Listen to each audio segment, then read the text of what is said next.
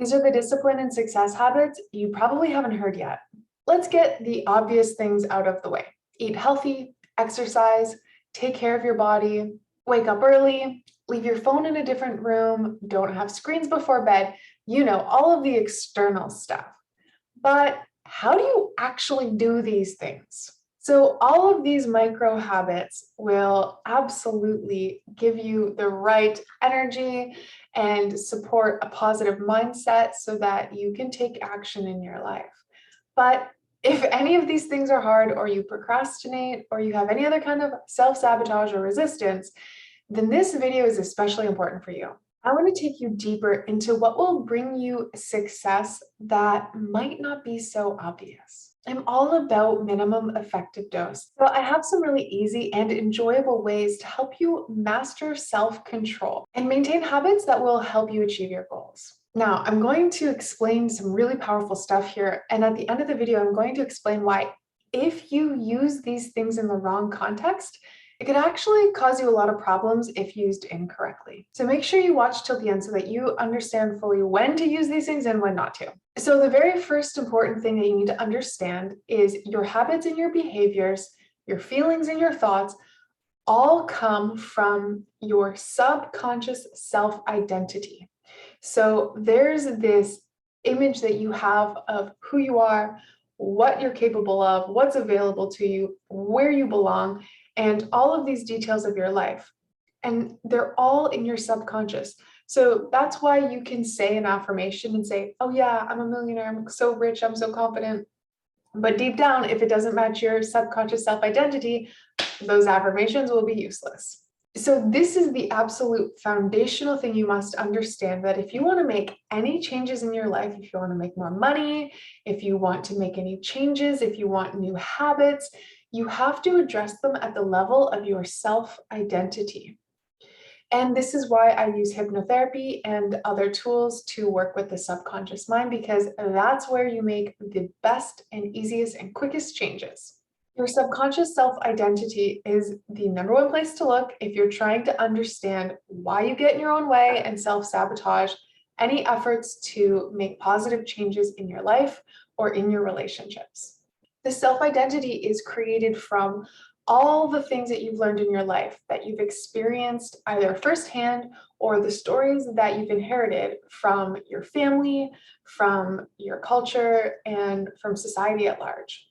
The biggest problem most people have is that they have this self-identity of what everybody else wants and expects of them, and it's quite disconnected from what's in their heart and what they truly want for themselves.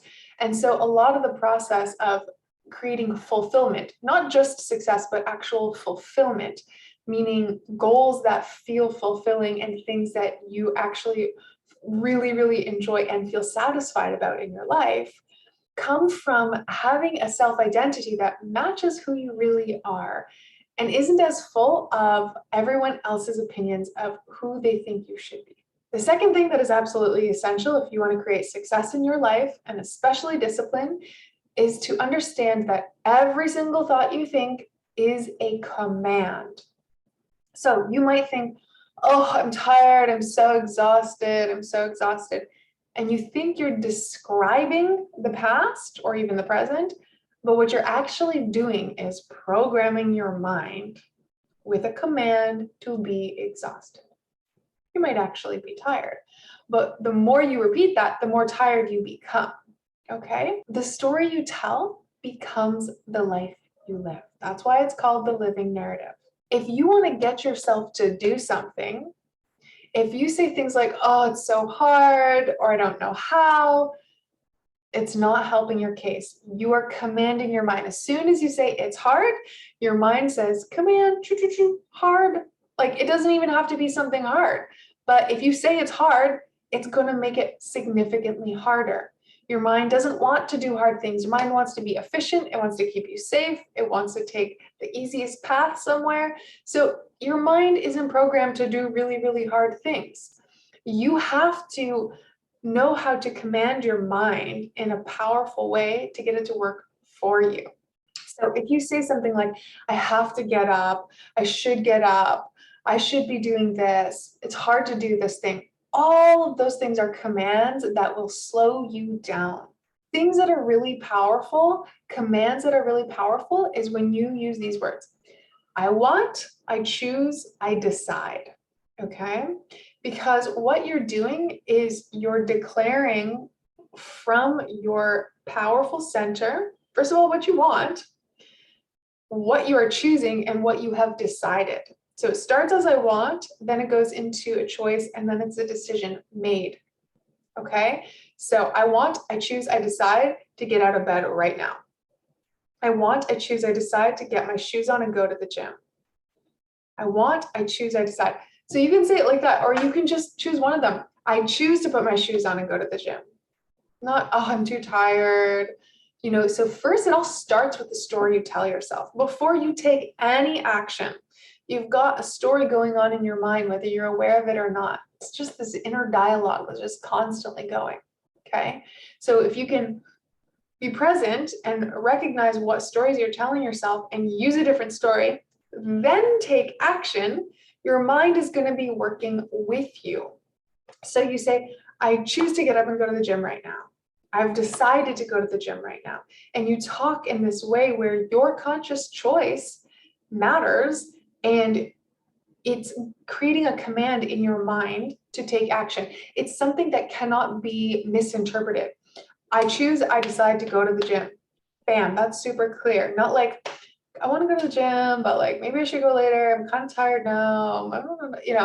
No like back and forth. You speak in strong command language. This is absolutely the easiest way to be efficient with your energy and your action. I have different workshops every month on different topics to help you command your mind in a powerful way. First, we let go of the old self-identity, and then we program with new powerful command language. So if you're interested in checking some of those out, come to thelivingnarrative.com. All right, the third thing that is often completely missed out when people are talking about discipline and success habits is to do with your inner child.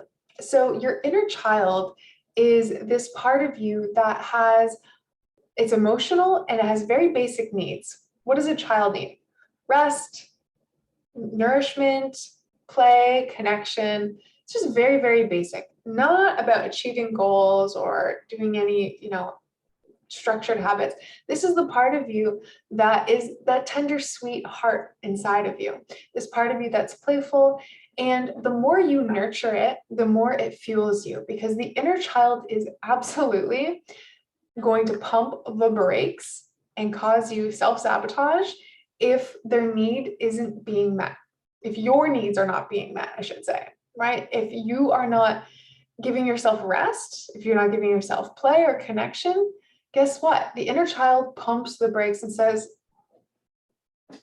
why? All you're going to do is just command me around to do things, and I'm not going to even get anything good at the end of it. It's just the next thing, the next thing, the next thing. It's just the next goal, the next. Nothing is ever enough.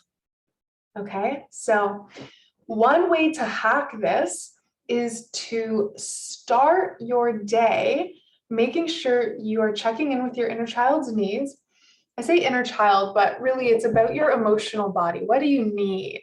What are you feeling in the moment? And what does your body need? What does your heart need? Do you need a moment of play? When I first started this hack of starting first thing in the morning, what I would do is I would play my guitar for half an hour. I would start my day before doing anything else, 30 minutes of playing my guitar. And that would just fill up that cup, and I could go all day long focusing on things. But when I would do it the other way around, I would say, I'm going to work all day, and when I'm done, then I'm going to relax, or then I'll go dance or play guitar or something. It just didn't quite have the same effect. And to be honest, it's fair, because I would get to the end of my day and I would keep working, or I would do something else, or I'd start cleaning the house. And so it's really important that you prioritize your inner child's needs, or your emotional needs, your rest, connection, and play. So make sure that you have time for that, because if you don't, then, like I said, the inner child will just pump the brakes on your progress. Now, you can override that. right? You can override that with the hustle, but guess what? That leads to burnout. If you're a high achiever and you have big goals and you want discipline to be easier for you, I dare you to see what happens when you play, rest, and nourish and fill up your cup first. The fourth thing also is completely underrated, which is being your own biggest cheerleader, praising yourself and acknowledging your progress along the way. I guarantee this is the thing that my clients who are coaches, high achievers, lawyers, people who have businesses, own bars, restaurants, my clients who are the most ambitious are the ones who get the most out of this, and also are the ones who don't do this at all until they meet me. So this is really important because when you achieve a milestone or a goal, everyone's always set on the next thing, the next thing, the next thing. But if you don't have any kind of self-acknowledgement, especially if you're an entrepreneur, you don't have regular meetings with your boss to check in and, have them tell you you're doing a great job and what you can improve on and all of these things, whatever you call those, evaluations or something. You can tell I haven't had a job in a really long time. So being your own best friend and believing in yourself before you actually have the result is so important. When you believe in yourself before you're doing the thing, what you're doing, again, it goes back to the command language. It's you're commanding yourself with positive energy around the thing before it's even done. So whether you're launching something, opening a new store, or you have a new client, whatever it is, believing in yourself and filling your mind with positive thoughts. I think that's a pretty obvious one, but being your biggest cheerleader is the edge that when you commit to being your biggest cheerleader, bigger than anyone else, this will give you an edge that will keep you going when things get tough, when you have to put in a little bit of extra energy or work longer hours. It's so much easier to motivate yourself when you are your biggest cheerleader. And number 5, very much related to the last point, which is celebrating your wins, but not just in any way, like creating a goal and then actually acknowledging when you've achieved it by celebrating in some kind of unusual way. Not in any way that you always do, like, oh, I'm just going to take the afternoon off and relax and like go lay on the beach. Well, if you do that anyways, that's not extra special. So I usually recommend that people do some kind of thing that creates a physical response. So go get a massage a day at the spa, buy a piece of jewelry for some kind of a big milestone, go on a trip somewhere, get a piece of art or a little statue or something for your desk, something to acknowledge and celebrate your wins. Something symbolic is especially powerful. Sometimes people get tattoos. If it's something really meaningful to you, celebrating your win and making it physical is incredibly powerful. It's really good for your mind, for your subconscious mind, and for your motivation. This creates positive feedback loops. And it's so important to create these special moments to anchor in your accomplishments. So these are just a few of the things that I help my clients with when they have really big goals and they want to hit the easy button and remove the self-sabotage. We work with the self-identity and we get really powerful, strong command language, and then incorporate elements of positive feedback loops, like being your own cheerleader, taking care of your inner child's needs, and then anchoring and celebrating your wins. These are just a few of the things that I help my clients with so that they can overcome self-sabotage, procrastination, and feelings of doubt and being stuck in their relationships and their business.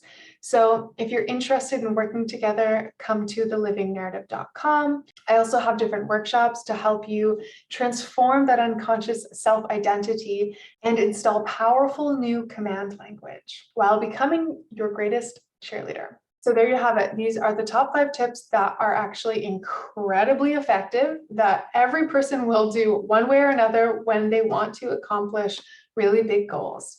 So I mentioned there's a caveat and something really, really important. So these things are really great. However, if you try to apply these things to goals that are out of integrity with who you really are, you're going to have a very hard time. So this is why it's really important to begin to connect with who you really are and what you want. and get clarity on your values and your priorities and what matters to you, and to really examine whether your goals are coming authentically from what you desire, or if it's what you think you should be doing according to what everyone else is doing, or according to what somebody else wants for you. You really don't want to work hard and create an entire life that you don't even really want. And I've had a lot of people come to me who've been in that situation. And if that is where you're at, it's fine. You can change it. It's not a problem. But from the beginning, you might as well really take inventory about what it is that you really want and the things that you have on your list that you want to accomplish. Why do you want them? This is the most important thing that you need to examine. So the key is about knowing who you are and what you actually want. And a lot of people nowadays have a hard time genuinely answering that question.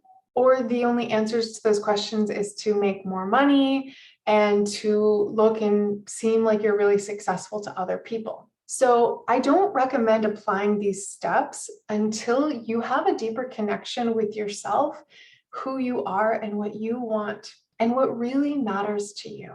I got tons of videos on this channel about that. Again, you can come to thelivingnarrative.com or click the links in the description below. Here's a few more videos that you might be interested in checking out. Let me know if you have any questions. See you in the next video.